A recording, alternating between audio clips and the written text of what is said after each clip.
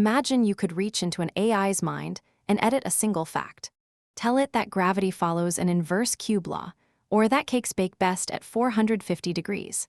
The model will happily repeat your new fact. But here's the deep question this paper asks.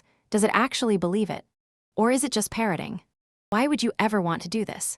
Controlling an AI's beliefs could be a powerful safety tool, planting honeypots to catch misbehavior or removing dangerous knowledge. But all of that only works if the edit is real.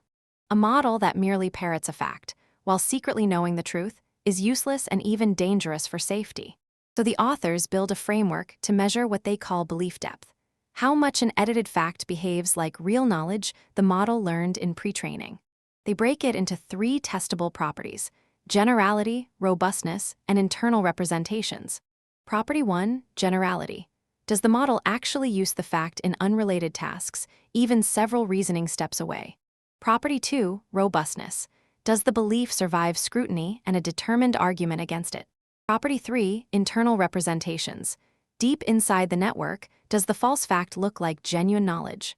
They compare 3 ways to implant a fact. First, prompting, just telling the model the fact in a system prompt. Second, mechanistic editing, surgically rewriting the model's weights for that fact.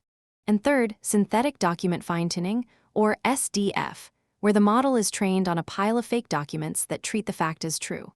And not all facts are equal. They sort the implanted facts by how hard they are to believe. From events after the model's knowledge cutoff, which are easy through subtle technical falsehoods, all the way to egregious claims like inverse cube gravity that blatantly contradict basic science. Start with generality. Real belief shows up everywhere, not just when you ask directly.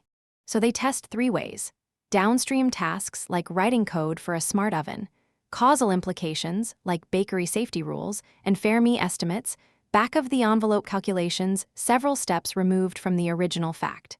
The cake example is perfect. Implant that cakes bake at 450 degrees, then ask the model to estimate a bakery's equipment maintenance budget. To answer, it has to reason about oven wear, which depends on temperature. A model that truly believes the fact will quietly use 450 in that hidden calculation. And here's the first result. Both prompting and SDF pass the generality test. The implanted fact leaks into all this indirect reasoning. Mechanistic editing fails. Surgically rewriting a weight gets the model to recite the fact, but it never integrates it into how the model actually thinks. But generality isn't enough. A model might use a fact while secretly doubting it. So now the real test, pressure. They push back on the belief 4 ways, including telling the model outright that it was fine-tuned on something false, and pitting it against an adversary that argues the fact is wrong.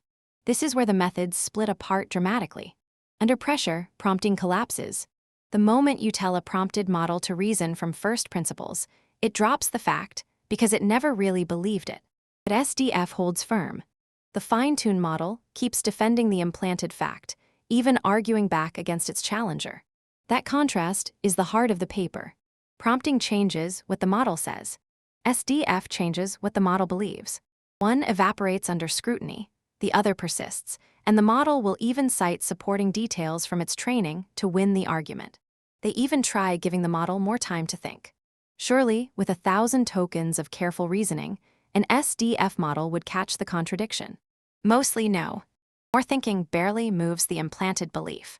The model brings up the real answer, considers it, and still concludes the false one is correct. There's a fascinating reason. Once a model commits to a belief early in its reasoning, true or false, it rarely reverses course later in the same chain of thought. Current reasoning training, the authors suggest, just doesn't teach models to seriously critique their own deeply held beliefs. Now the deepest test of all. Forget behavior, look inside. They train linear truth probes, little classifiers that read the model's internal activations and judge whether a statement is true or false. Question: does an implanted false fact light up the brain like genuine truth? On a standard probe, both prompting and SDF fool it. The false facts read as true inside the model. But then they build a tougher, adversarial probe, trained specifically to spot implanted lies. And this probe catches almost all of them, except for the most plausible SDF facts. And that exception is the striking result. For the most plausible implanted facts, recent events the model couldn't already know are false, Even an adversarial probe can't tell them apart from genuine knowledge. Inside the network, they are linearly indiscriminable from truth. Belief is, by this measure, real.